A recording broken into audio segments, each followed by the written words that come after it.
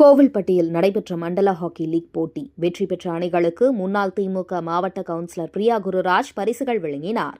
தூத்துக்குடி மாவட்டம் கோவில்பட்டி நாடார் மேல்நிலைப்பள்ளி மைதானத்தில் தமிழ்நாடு பள்ளிக்கிடையே மண்டல அளவிலான ஹாக்கி லீக் போட்டி நடைபெற்றது.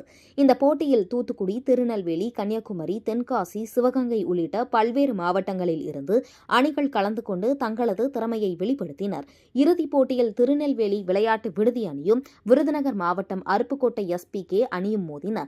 இந்த போட்டியில் திருநெல்வேலி விளையாட்டு விடுதி அணி 3-1 என்ற கோல் கணக்கில் வெற்றி பெற்றது. தொடர்ந்து போட்டியில் வெற்றி பெற்ற அணிக்கு முன்னாள் திமுக மாவட்ட கவுன்சிலர் பிரியா குருராஜ் கலந்து கொண்டு வெற்றி கோப்பை மற்றும் சான்றிதழ்களை வழங்கினார். இந்நிகழ்ச்சிக்கு ஹாக்கி யூனிட் ஆஃப் தூத்துக்குடி செயலாளர் குருச்சித்திர சண்முக பாரதி தலைமை வகித்தார்.